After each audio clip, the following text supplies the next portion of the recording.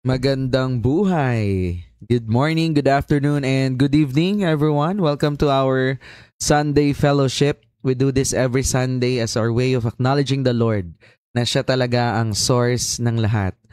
At kung nandito ka ngayon, maaaring nakita mo lang to sa feed mo, maybe may nag-send sa'yo na friend mo, or nagsiscroll ka lang, diba, dyan sa FB mo. Welcome ka pa rin. And I believe God invited you here to grow and to know Jesus personally.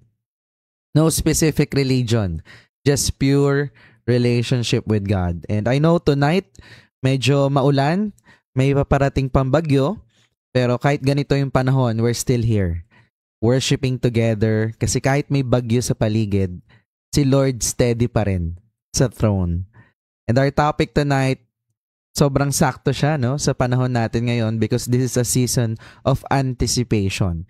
Yung mga panahon na parang tahimik si Lord pero siya pala yung pinakakumikilos sa gitna ng mga unos na to. Alright? And of course, bago tayo magpatuloy, gusto ko munang itanong ano yung isang bagay na pinagpapasalamat mo kay Lord ngayong linggo kahit may bagyo, kahit may mga pinagdadaanan. Because sometimes gratitude, especially in the middle of the storm, is the first sign of faith. Share mo naman dyan sa comment section or you can share it here. No? Ako, sobrang nagpapasalamat lang ako sa linggong to because this is a week full of unexpected situations, unexpected circumstances, no? And again, in the middle of the storm, in the middle of the challenges, talagang meron at meron pa ring dapat ipagpasalamat. Even itong bagay na to, actually, it's a season of reflecting 'di ba? Kasi dito makikita na how do we respond by faith sa mga nangyayari ngayon sa paligid natin. And pinagpapasalamat ko kasi ang ganda ng mga nangyari this week. Especially meron akong mga nakausap, no, at mga talagang nag-remind din sa akin na we are very blessed. We are very blessed na akalain mo yun, ang dami nating pinapansin ng mga bagay-bagay, pero it will all go back to the Word. No? Ang ganda, pinaka-message sa akin this week is really read the Word. Really read the Bible. No? Especially nung midweek namin, unexpected din that I get to facilitate, no? Kasi usually, per table, may mga facilitator yon. Nagkataon doon sa table namin, walang facilitator. So, sakto, inabot sa akin yung papel. Gulat ako na yung facilitator on the spot, no? Pero, by God's grace, no? Thank you, Holy Spirit, at na itawid natin yung message. And nakaka-bless kasi dahil doon, may dalawa. Actually, couple sila, mag-asawa sila. Nakasama namin doon sa table na gusto ring seryosohin at magkaroon ng relationship kay God. Kaya nung altar call, right after, galing, na-bless sila. Kaya piniem pa nila ako personally. So, praise God for that, no? And especially itong topic din, itong service kanina is you are what you eat. Grabe, no? Na talagang it's really important that we go back in reading the Bible, no, by responding to the Word of God and especially hearing, 'di ba? Hearing and applying yung mga nababasa natin. Na feeling natin minsan hindi ko alam kung ano yung sagot ni Lord. Busy ka manghingi ng sign, 'di ba? Puro ka hingi ng sign pero hindi mo alam na pwede mong kausapin si Lord at sumasagot siya through His Word, 'di ba? And all you have to do is to read the Word of God, no? Kaya sobrang blessing talaga, no? Anyway, hindi na natin para patagalin because I believe nakaka-bless yung bawat isa sa atin dito still naglalaan ng time, no? At nandito pa rin, especially our pastor from Bacolod. Ayan, let's welcome Pastor Ralph Dulman. Good evening po. Am I loud and clear? Crystal. Ay, salamat Lord. And I'm here now and praise God that I am I'm here to share God's word sa inyo. I'm so blessed today that I was able to share the word of God. The same message I'm sharing now is the message I shared kanina sa Bacolod City Alliance Church. One of the churches here na talagang under din ako, connected din ako. So let us pray as I start the Word of God today. Let's pray. God the Father, our Father in heaven, we thank you for your love, grace, and mercy, for your faithfulness, for in seasons of anticipation where we wait on you, we wait for your divine intervention, we wait for your answer, we wait for your miracle. Lord, thank you for supplying us faith. Thank you for supplying us peace, um, contentment. Yes, there are times we panic, we have this fear in our hearts, or sometimes we feel insecure or uncertain. Lord, thank you that your Holy Spirit is the one that bears fruit in us. And that, thank you, God, that you continue to make our faith grow through pain, through sufferings, through even storms of life. Hindi lang storms of life, but literal storms. These are tests of our faith.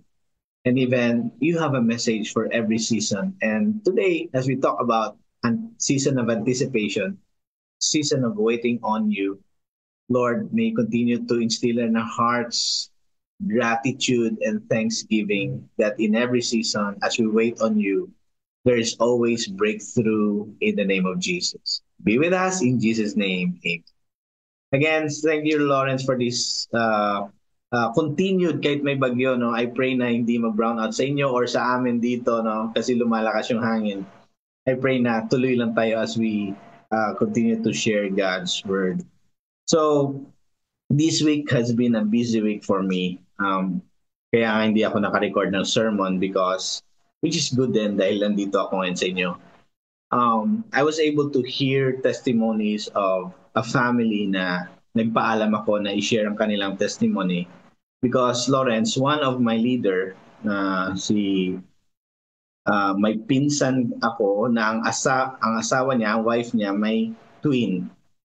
So itong pinsan ko, nakatira to sa bahay namin sa Pulupandan.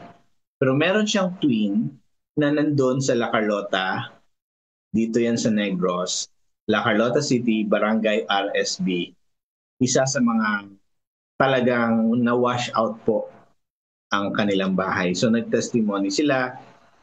The day, di ba, nagkaroon ng storm ng Tuesday on pinalipas muna namin ng Wednesday, tinignan yung aftermath ng bagyo. And the next day, pumunta kami ng Pulupandan to share goods sa mga brethren natin sa church planting sa Pulupandan. After that, nagpumunta ako sa leader ko kasi leader sila eh. Talagang officer sila ng church planting natin dito. And their house in La Carlota City, Barangay RSB, na wash out. Everything was gone. Lawrence, my blessing.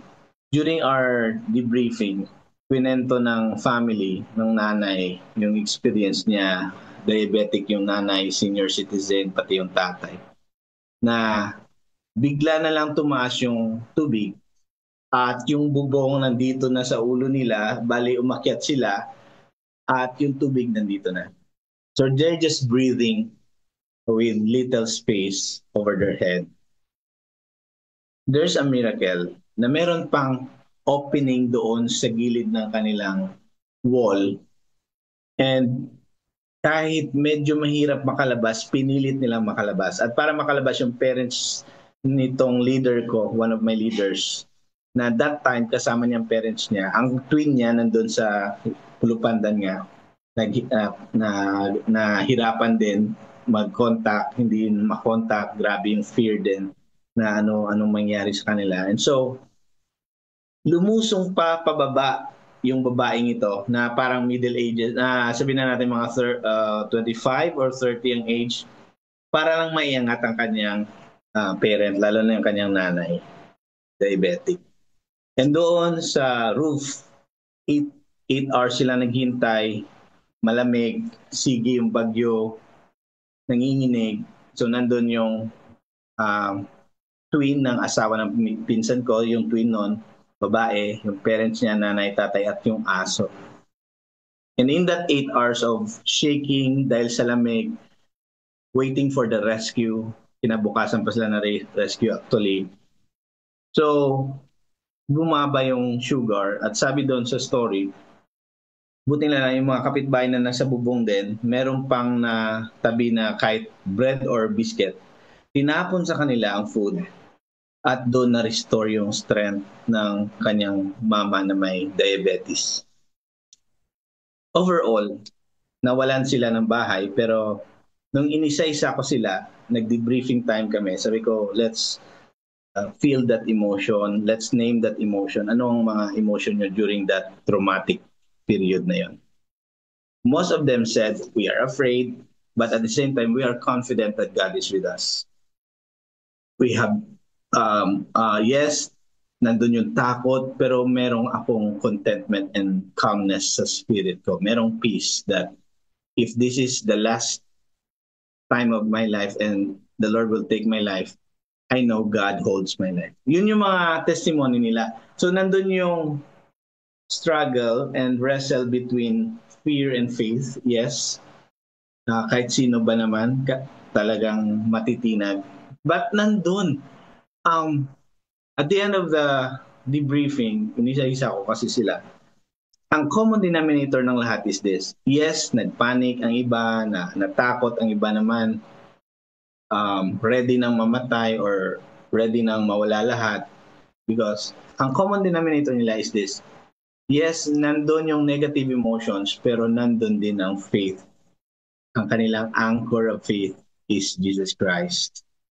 Sabi nga ng yung twin, isa sa twin na babae, sabi niya, actually, Pastor, I realize, mawala man lahat, yung bagay, mababalik lang ni Lord yun eh. Pero yung buhay, we're so thankful we're still alive. Meaning, meron pa kaming mission or opportunity na mag-testify that despite we lose everything, we lost everything, our properties, everything we have, pinundar nila, we lost them, we lost it all, but we have faith in Christ, stable yon, we have hope in Jesus, we are content that we have Jesus in our lives. Come on. Grabe. Grabe. Ito yung mga totoong testimony na habang ako yung nakikinig, na-bless ako na pag nawala na pala lahat sa'yo, you will realize the presence of God in your life is only that matters at magbibigay ng contentment at peace sa'yo. So, yun, ang ganda, nagpaalam ako, sabi ko, i-encourage ko sila, you know what, powerful yung testimony niyo as family. Because hamak mo yan, akalain mo yan, nawala nang lahat sa inyo, pero hindi kayo nagsisi kay Lord, hindi kayo nanumbat kay Lord. And by the way, 6 years ago, nasunugan din sila. Pero wala akong narinig during the briefing time. 5 sila, tinanong ko itong twin, parents nila, at yung other twin na may asawa na pinsan ko, which is, yun na nga, 3 lang sila during sa Carlota City, during storm, 3 lang sila with their dog. Itong dalawa nasa Pulupandan. So ito yung La Carlota City, Barangay RSB, yung grabing umapa yung river. So, but 5 of them as a member of this family has one common denominator. Sabi nila, this is now our second life. So, we will submit to God's leading. Kung ano man ang dapat i-testify, dapat namin i-testify. Grabe. So, na-connect yung season of anticipation. Kaya nagpaalam ako, isi-share yung testimony mo. Nag-agree naman. Yung time na 8 hours sila doon, na nanghihina na sila, nilalamig, yung aso nakadikit lang sa nanay para lang mag-warm din yung nanay. Grabe yung aso. What are their thoughts? Kung ikaw na sa sitwasyon nila, ano kaya magiging thoughts mo? Ano kaya magiging feeling mo as you're waiting for God to have a miracle, waiting for the rescuers to come and save you sa inyong sitwasyon? Ano kaya ang meron na tumatakbo sa isip nila? At kung tayong nandun, ano kaya ang magiging season of anticipation natin? Hindi man tayo lahat naapektuhan ng storm kagaya nila na nawala lahat ng bagay. pinundar nila na wala. But all of us, I believe, we are in this season of anticipation. Iba-iba lang yung level, iba-iba lang yung style. Maybe some of you are waiting for the right partner in life, waiting for the right kind of job or business, or you're waiting for the right ministry for you to be involved, or kung ano-anong mga waiting season ang meron ka. Pwedeng may problema ka financially and you're waiting for God to provide for your needs, or meron kang sakit and you're waiting for God's healing touch and miracle. Whatever you're waiting for, ang tanong will be, ano kaya ang pwede nating ma-expect from God in this season of anticipation? And that's the story we will go through sa Genesis chapter 40 hanggang 41. Before we read the chapter 40, let me give you a background. This is the story of Joseph. Joseph is Rachel's son, which is si Rachel, favorite wife ni Jacob. So, si Rachel, favorite wife, dahil meron pa siyang isang wife. Ito, dinidescribe sa Bible, hindi para gawin natin. Dinidescribe kasi cultural ito. Ito yung konteksto. Culture nila ito na may dalawang asawa, apat. Hindi ito piniprescribe. Dinidescribe natin. Kasi ang punto ng story ni Joseph is this. Favorite ni Jacob si Rachel at si Rachel may anak na si Joseph. Favorite ni Jacob ang anak niya na si Joseph. To the point, binigyan pa ni Jacob ng father si Joseph ng coat of many colors. So, binigyan niya ito ng coat of many colors at mas nainggit palalo yung mga brothers ni Joseph. Meron siyang 10 brothers sa isang asawa ni Jacob. So, nainggit to sa kanya kasi si Rachel naman nagkaroon ng Joseph at isa pang anak. Okay? So, 12 sila lahat. And a sister, so 13. Ang nangyari, dahil sa inggit nila kay Jacob, meron pang vision binigay si Lord kay Jacob at sinabi niya, you know what, my brothers, makinig kayo.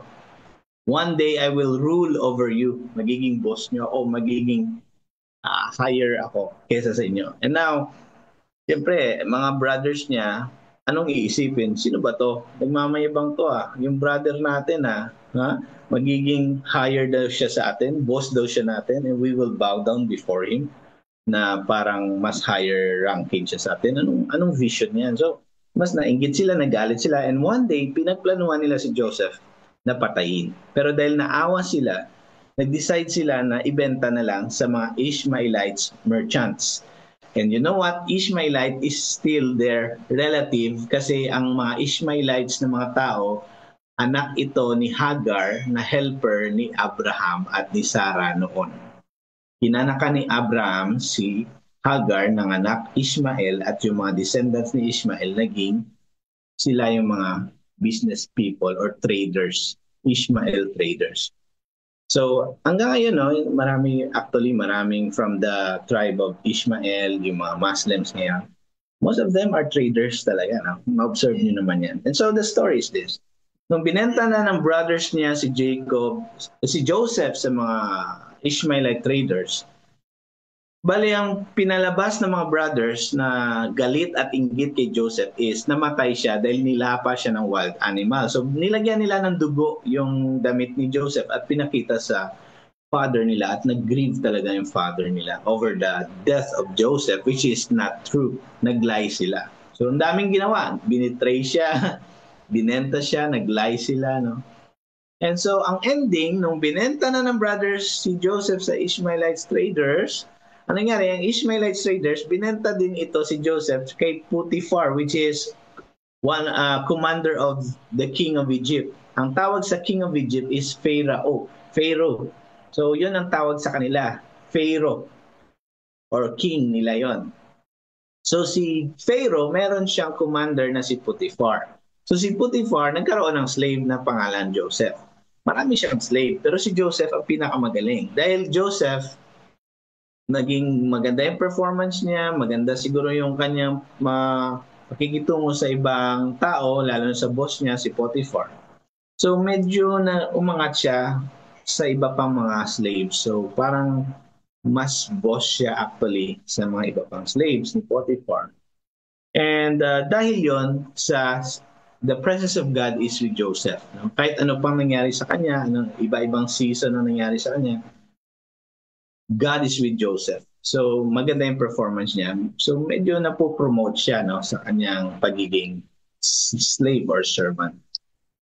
One day when Joseph was reporting sa kanyang sa bahay na ni Potiphar, nandun yung asawa ni Potiphar. Walang pangalan. Potiphar's wife lang ang sinabi sa Bible. And timing, wala doon yung ibang slaves and servants. Biglang hinawakan niya ang damit ni Joseph at sabi niya, please sleep with me. Kasi may pagnanasa siya kay Joseph. And tumakbo si Joseph agad to put boundary. No? Ayaw niya ng relasyon sa kanyang sa asawa ng boss niya na si Potiphar. So kaso nahawakan yung kanyang garment at ito yung pinakita kay Potiphar ng asawa niya. Sabi niya, ito si Joseph, pinagsamantalahan ako. So hindi naman totoo, pero ang ending, nagalit si Potiphar, kinulong si Joseph.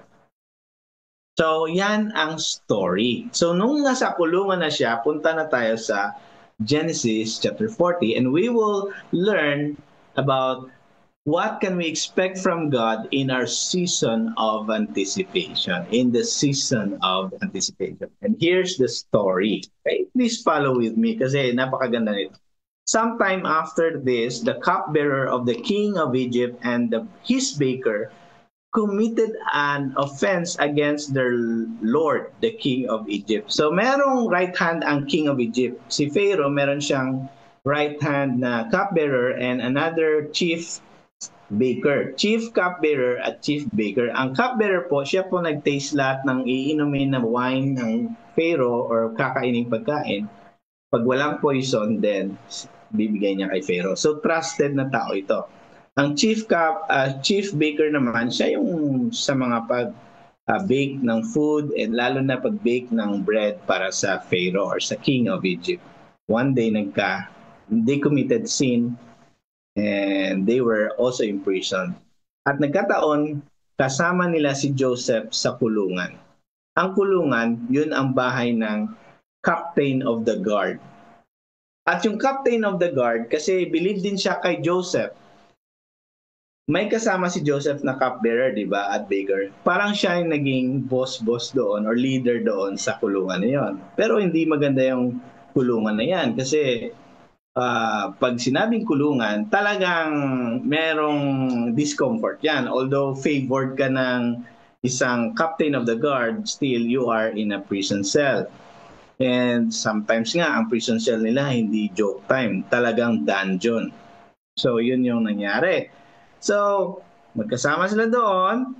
And one night, sa verse 5 na tayo para mas mabilis, ang cupbearer at ang baker nagkaroon ng dream. And the next day, hindi nila ma-interpret yung dream, kaya nagkaroon sila na-disturb sila. Kaya sabi ni Joseph sa kanila, bakit parang troubled yung face nyo? Why are your faces cast down or downcast pala? Bakit malungkot kayo or troubled kayo or balisa kayo? Sabi nila kay Joseph, because we have dreams and walang makaka-interpret sa dream namin. And so Joseph, ang sinabi niya sa kanila sa verse 8, sabi niya,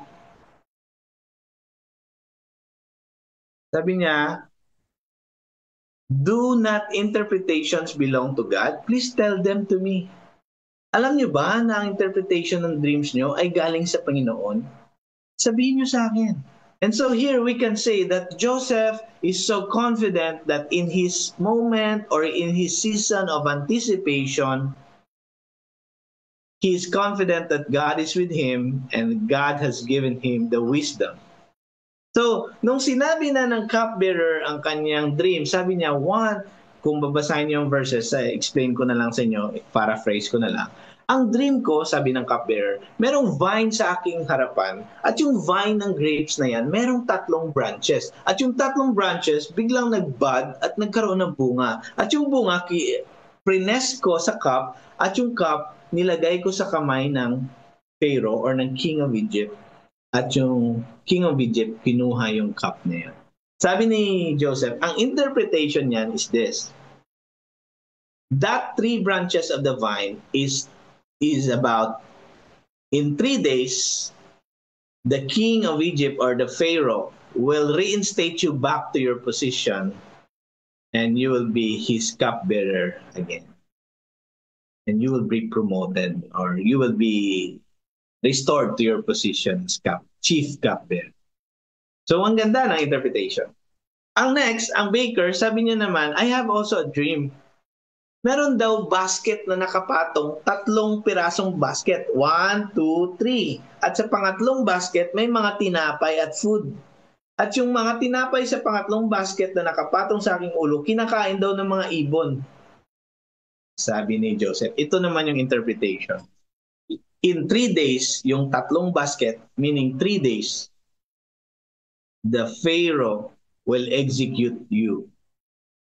And your body will be eaten by birds. Okay. So, nalungkot yung baker. Cupbearer naman, medyo masaya sa news at sa interpretation. Then sabi ni Joseph, no, sa cupbearer, sabi niya sa verse 14, only remember me when it is well with you at nakalabas ka na dito sa kulungan.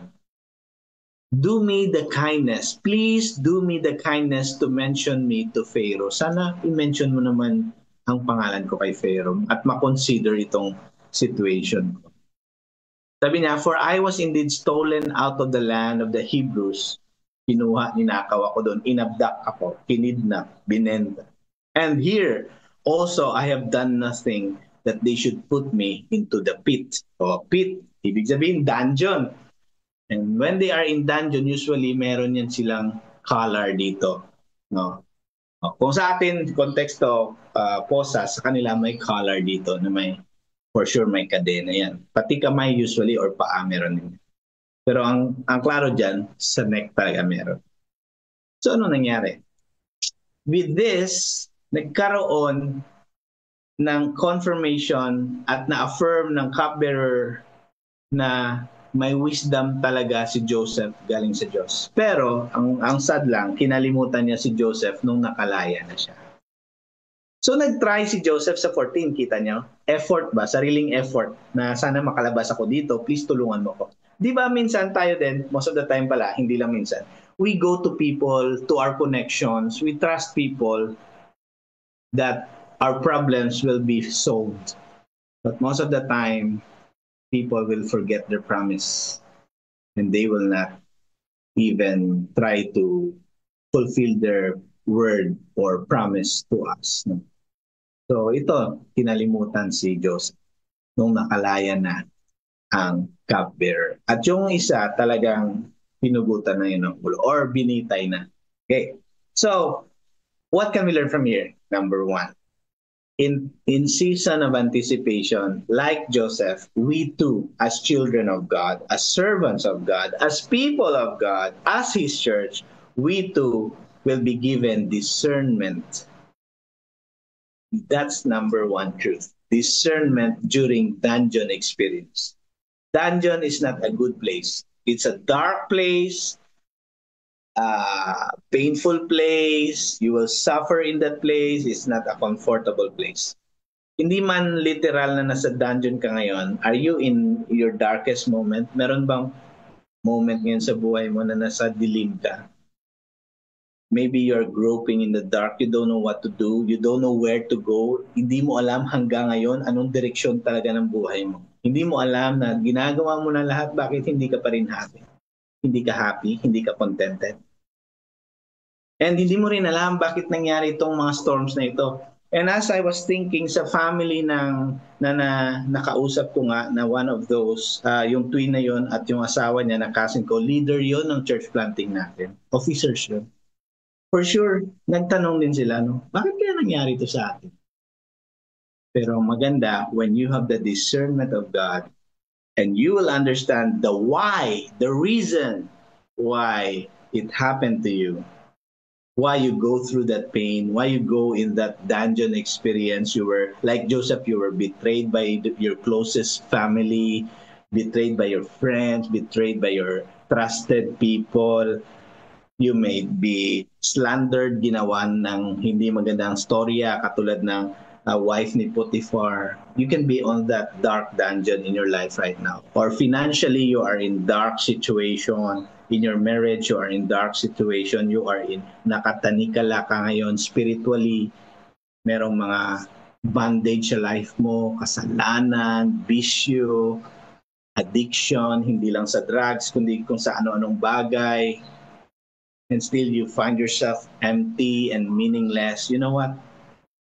If you are in the Lord at nagrepent ka na talaga sa iyong kasalanan at you become a child of God, in your dungeon experience, you will have discernment.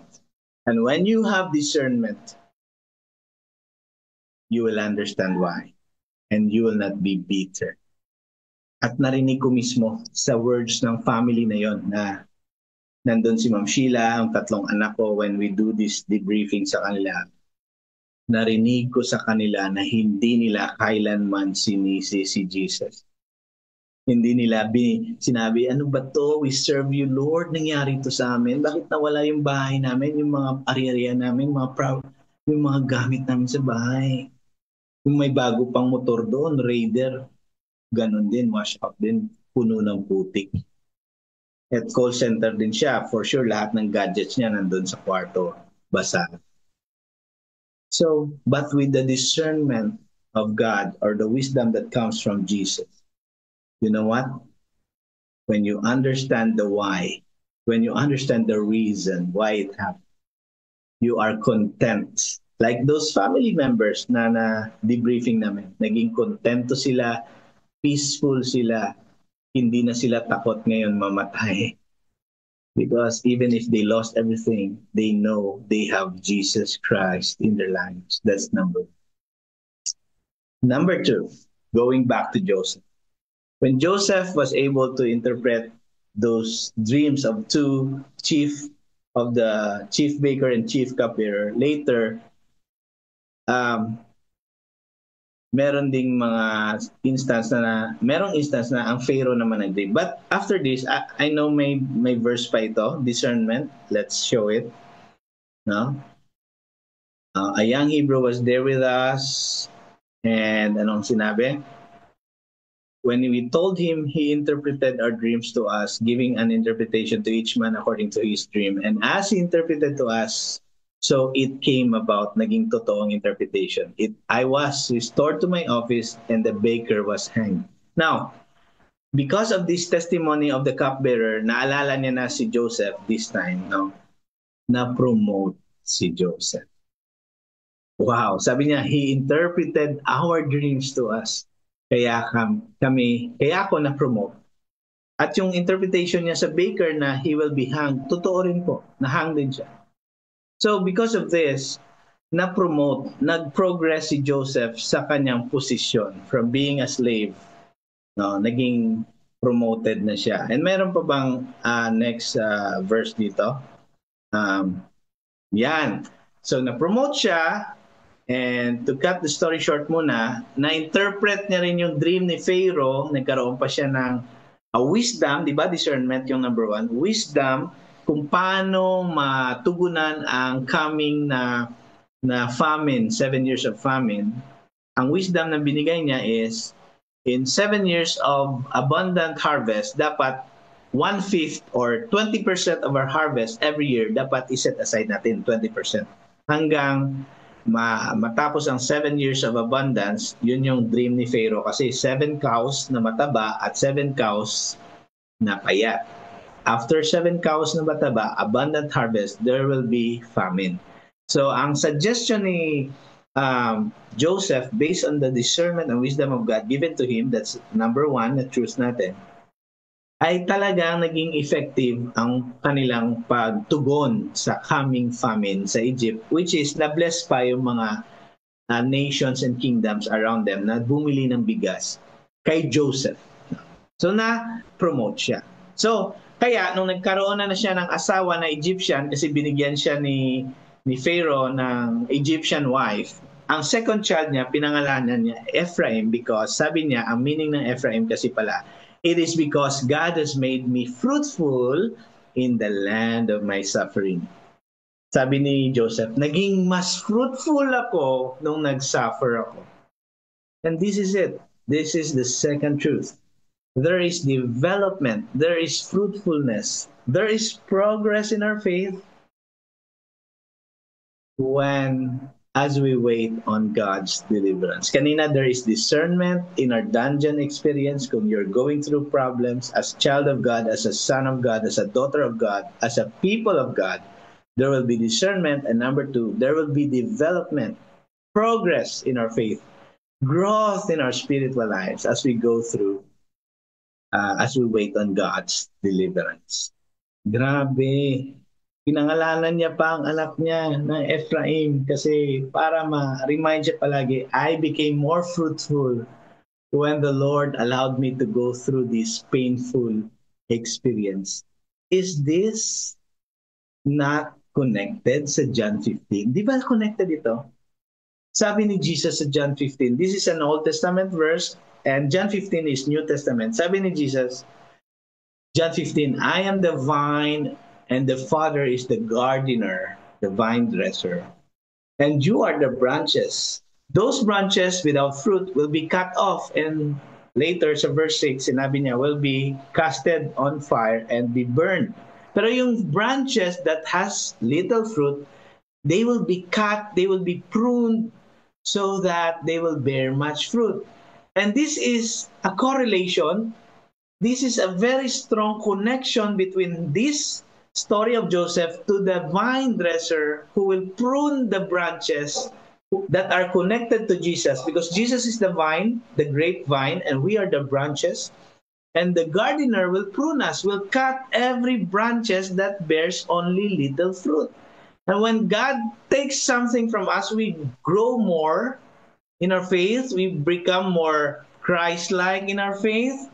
Nawawala yung mga attitude na hindi Christ-like, yung mga selfishness natin, selfish desires, mga ungodly plans and bucket list, mga walang related sa kingdom agenda ni Lord. Nawawala lahat yun. Ikakat ni Lord yun. And this happened to this family. Again, I will go back to that family, to the testimony of that family when they experience having nothing, na wala lahat, na prove that their faith is in Christ, intact pa rin, and they are more confident na in their God, that God has something for them. Kaya kinuha ni Lord lahat to make them realize that it's time to progress in your faith.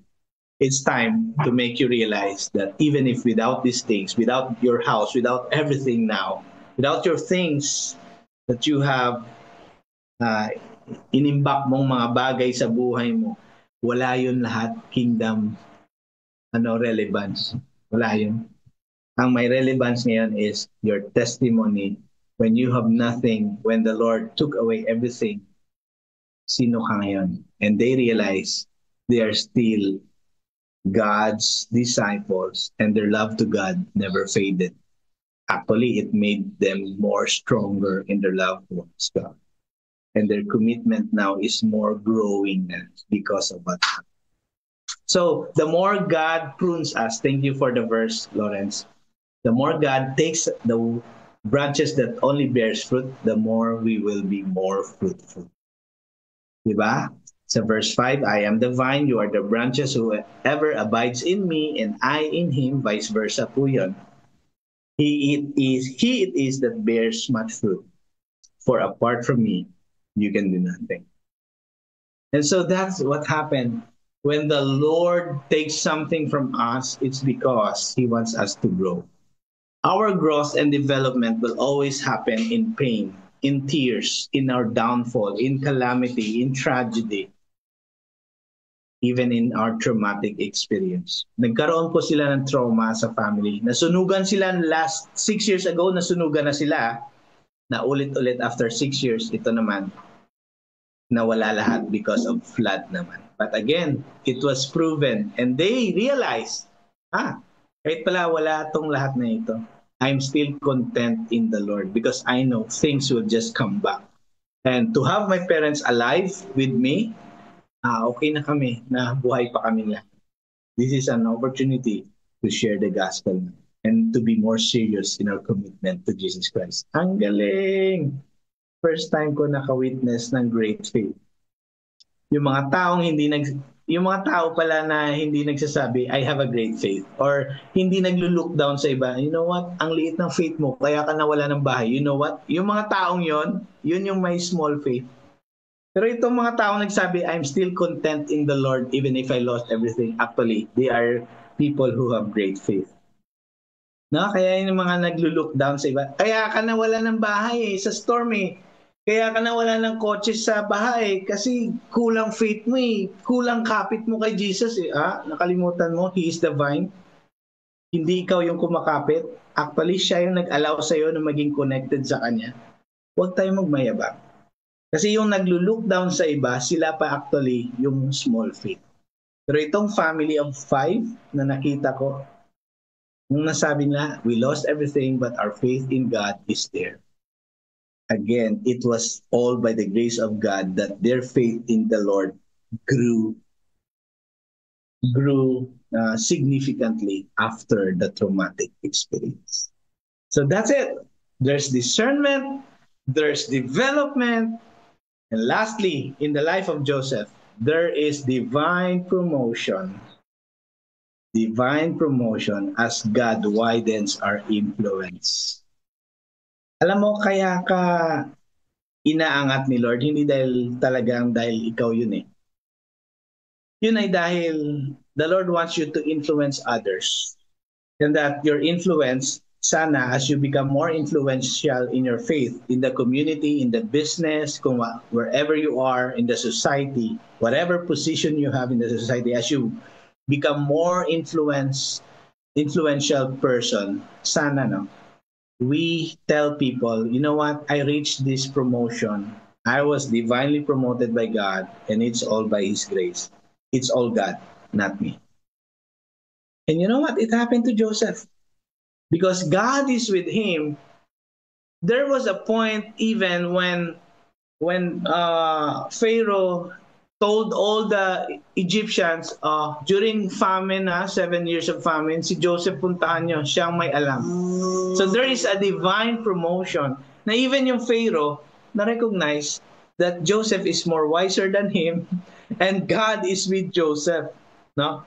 And actually, meron pa palang Psalm 105 na nagsasabi that kaya pala nangyari yon kay Joseph, Psalm 105, kasi nakasulat sa Psalm, he called for a famine on the land of Canaan, cutting off its food supply. Si God yun he called famine. Then, God sent someone to Egypt ahead of them. Joseph, siya yun sinend ni God, who was sold as a slave. They bruised his feet with fetters and placed his neck in an iron collar until the time came to fulfill Joseph's dreams na binigay ni Lord yun. The Lord tested Joseph's character. Bago nangyari yung sinasabi ni Joseph, alam mo mga brother, mga kapatid ko, time will come, I will be over you, I will be ruling over you. Bago yun nangyari, the Lord tested Joseph's character. No. Pinalago niya muna yung faith ni Joseph. Pinaangat niya muna ang kanyang spiritual life. Grino muna ni Lord ang faith ni Joseph.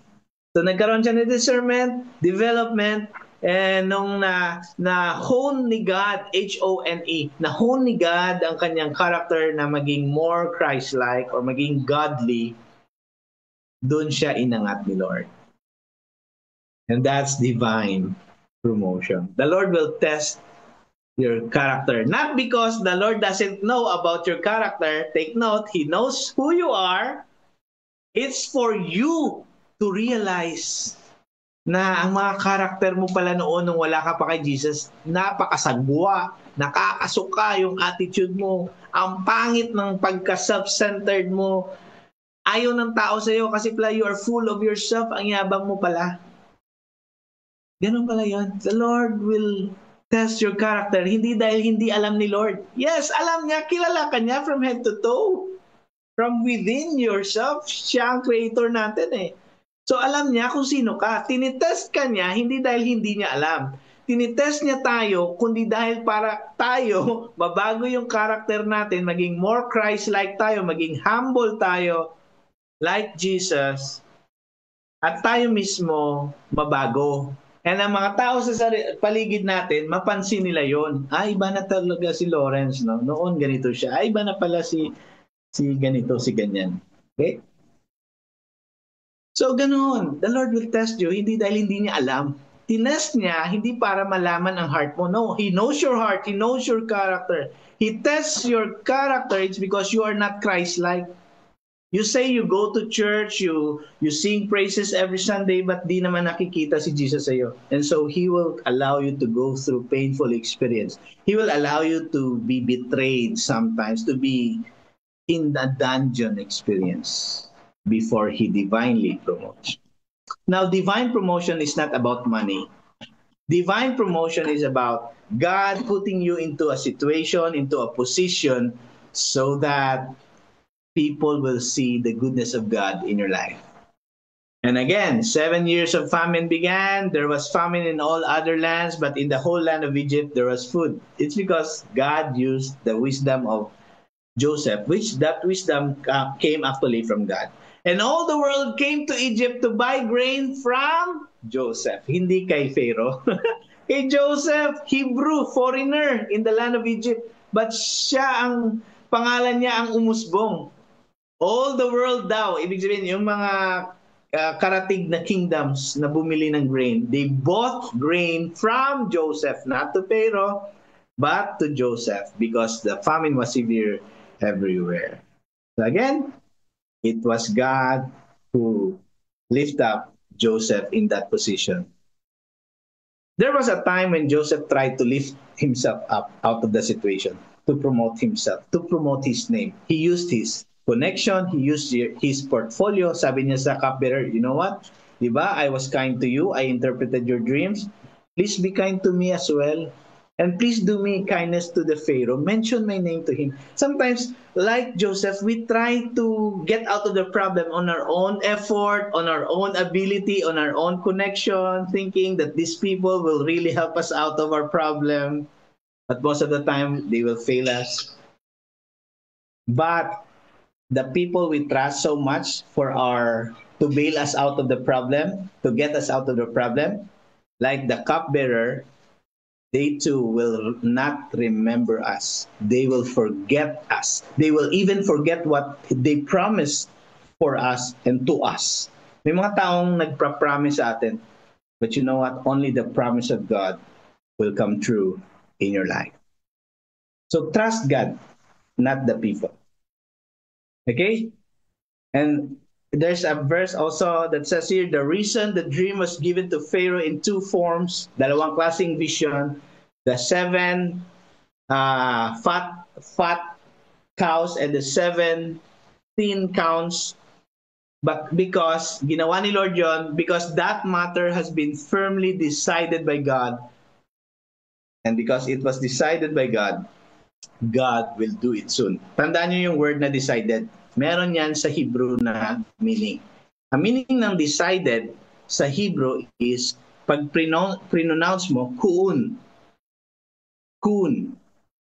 At ang meaning nun, if you read the King James Version, ang meaning ng kun na Hebrew word is, ang dami, certain. When the Lord has purposed something, it's certain, it's confirmed, it's direct.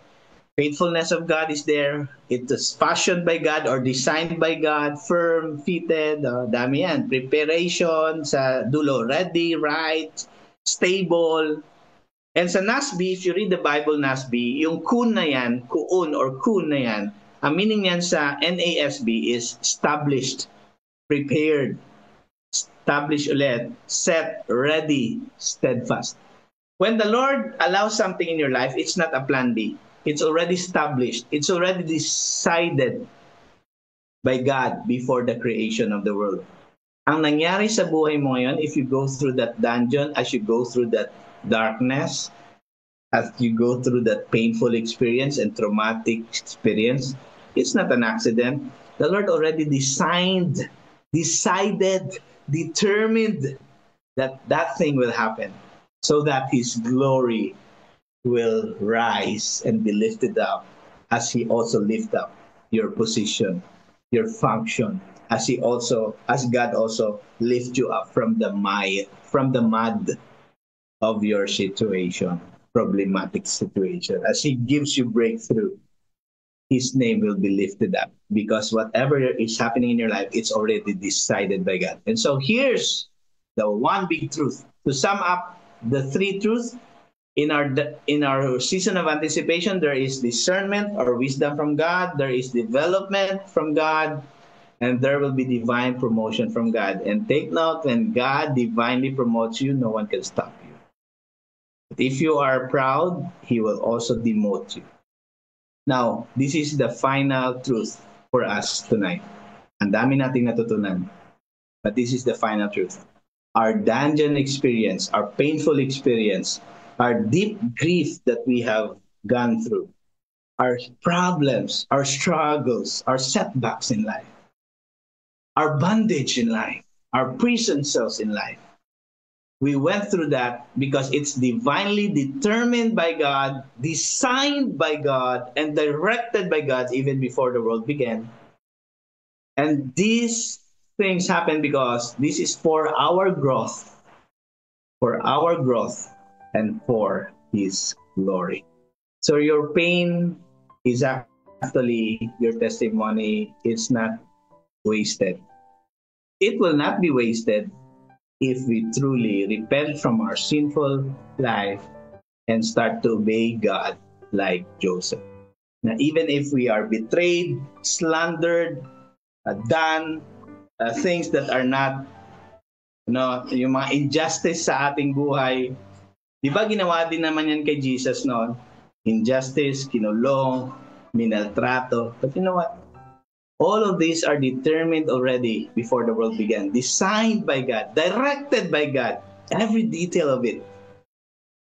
Your tears, your triumph, your problem, your breakthrough, your pain, your healing, all of that are God's determined, designed, and directed.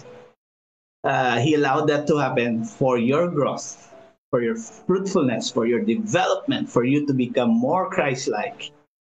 All for the glory of Jesus Christ. So continue to testify Jesus even if you lost everything. Like that family that is with them. And by the way, praise God, marami nang tutulong sa area nila.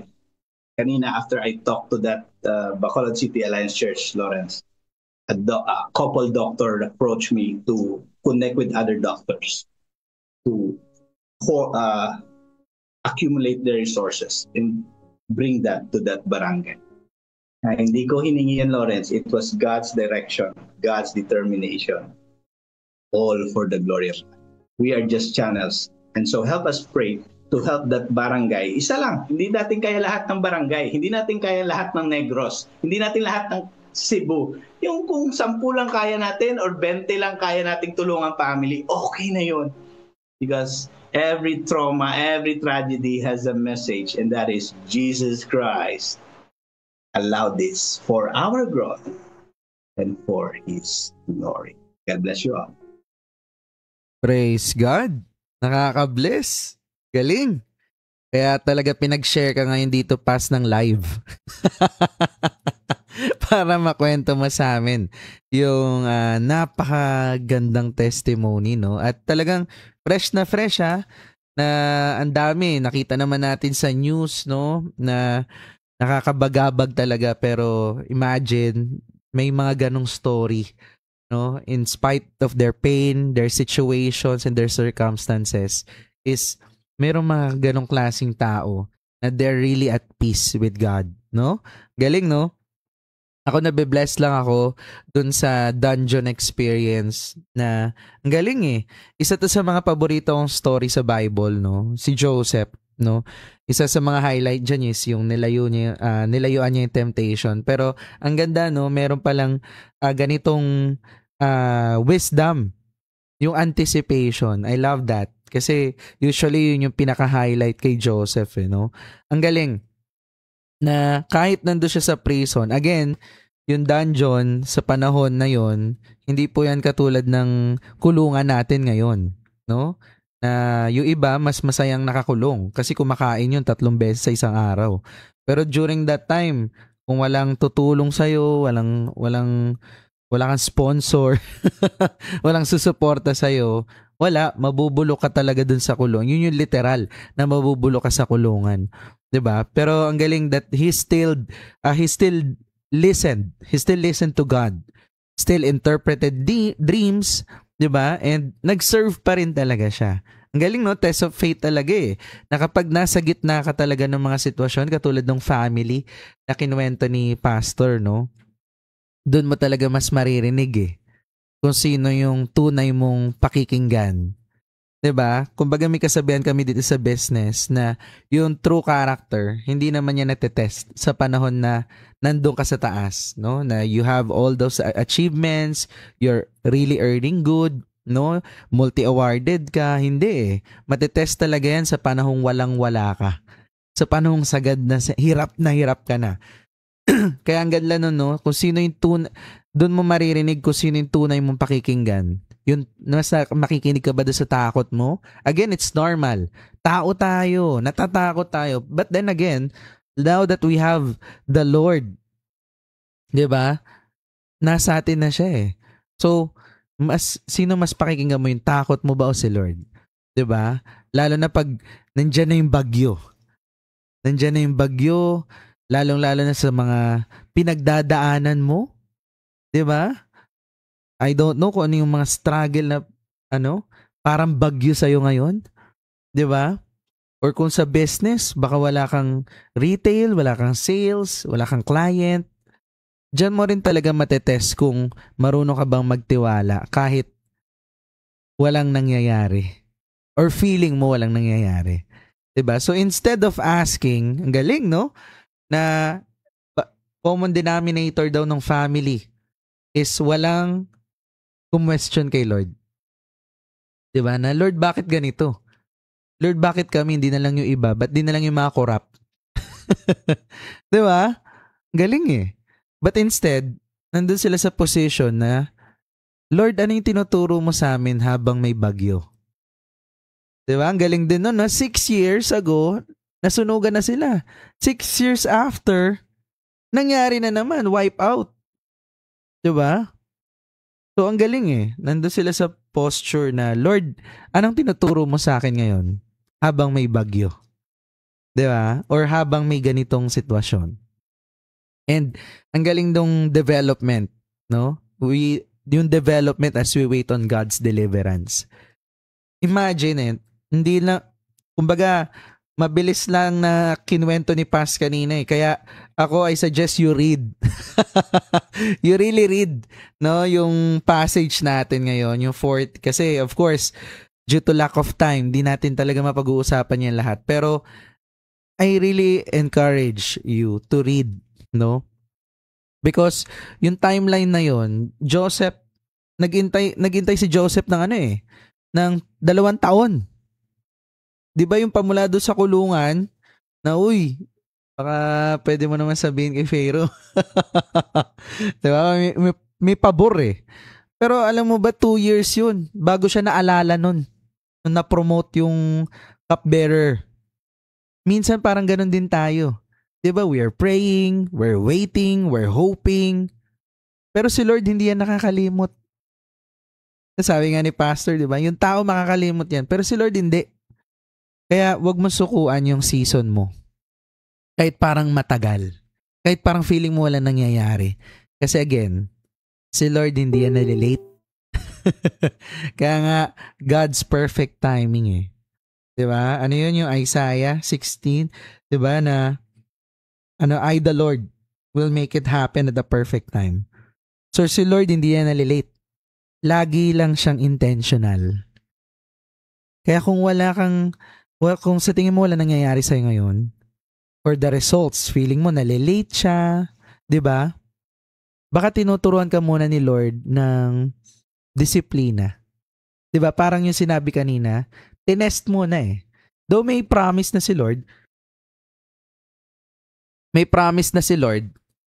na siya talaga yung magro-rule. Di ba? Doon sa mga magkakapatid. Pero, bago yun nangyari, bago yun na-fulfill, the Lord tested His character. Di ba? His faith. Di ba? Pinagyaman muna yung faith niya. Kaya baka tinuturuan ka muna ngayon ni Lord ng disiplina. Di ba? Bago ka niya bigyan ng overflow. Di ba? Kasi pag binuhos niya sa iyo ngayon, nag-uumapaw, hindi tama yung heart mo. Baka bigla ka yumabang, mag-iba yung ugali mo, mag-iba yung character mo. No? So, stay steady, even sa gitna ng bagyo. Because God's delays are still His design. Di ba? The Lord allows that delays. Di ba? And yung last, ang ganda, no? Divine promotion. I love that. I remember, nung bago pa akong Christian, isa to sa mga tumatak sa akin, divine promotion. Na after all the waiting, di ba? Na si Joseph from the dungeon, imagine, no? Kumbaga parang, kung ilalagay mo yung sarili mo dun sa story na yun, parang, grabe, no? From slave to, halos kanang kamay ka na nung Pharaoh, nung king. Di ba? And sino naglagay sa kanya doon? Wala namang iba kundi si Lord eh. Diba God lifted him when the time was right. Kaya sometimes, bago ka itaas ni Lord, kailangan mo talagang maranasan muna eh na mabasa sa ulan. At hindi lang mabasa, talagang alam mo yun? Kaya hindi mo pwedeng i-shortcut eh yung process na yan. Lalo na sa paglalakad mo kay Lord, yung relationship mo kay Lord, no? Yung mga bagyo ng buhay mo, yan din ang magpapatibay eh sa leadership mo, sa character mo. So, kapag feeling mo, binabaha ka na, stand firm, kapatid. Because yung mga bagyo na yan, yung mga baha sa buhay mo ngayon, hindi kaya niyan. Hindi kayang lunurin yan ng mga bahang yan, yung mga problemang yan, yung mga sitwasyon na yan, yung mga plano ni Lord para sa'yo. Kaya in this season of anticipation, remember, God's silence doesn't mean na absent siya. Na hindi wala siyang pakialam sa'yo. Parang feeling mo, hinahayaan ka lang niya. He is working while you are waiting. Even this super typhoon, this is a reminder. This is a reminder that He's still in control. He's still in control of the nature. He's still in control of the time. He's still in control of every season in our life. The same God who calmed the storm for the disciples. Do you remember that? Isa rin yung sa mga paborito kong story sa Bible. Ba? Isang salita lang ni Lord, kinumandya, kalma. Kumalma yung storm, di ba?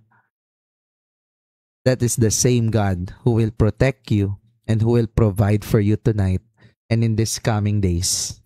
Kaya hindi mo kailangan kabahan ngayong bagyo kung kasama mo naman si Jesus dun sa bangka na yan. The storm might be strong, but our Savior is stronger. Yung delay, yung dungeon, yung mga disasters, lahat yan pwedeng gawing divine appointment ni Lord.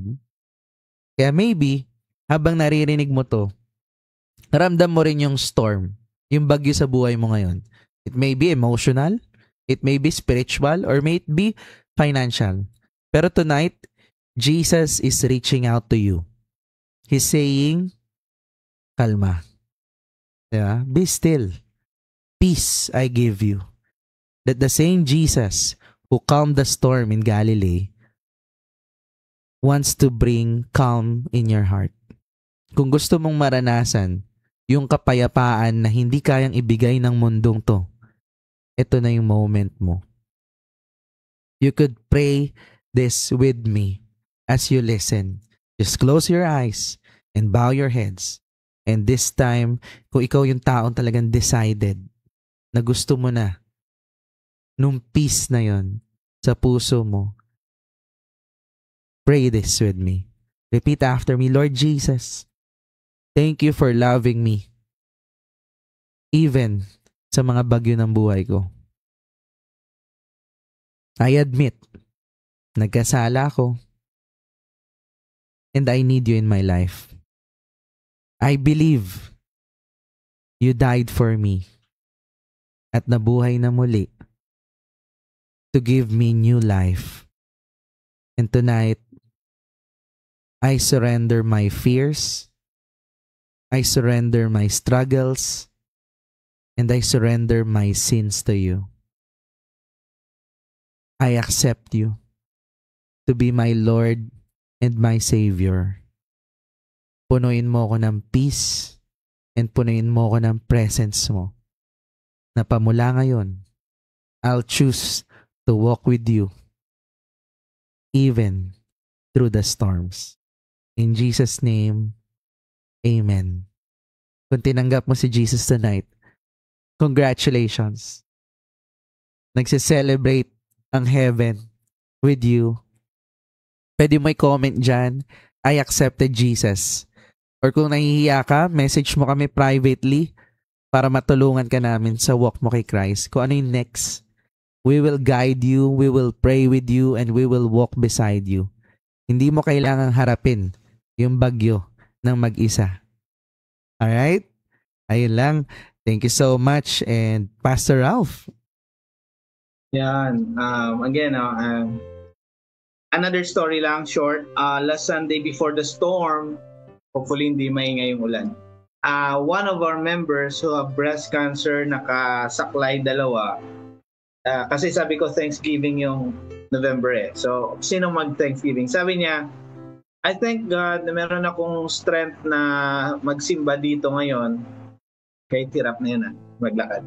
I thank God na meron akong lakas para maglaba whole day.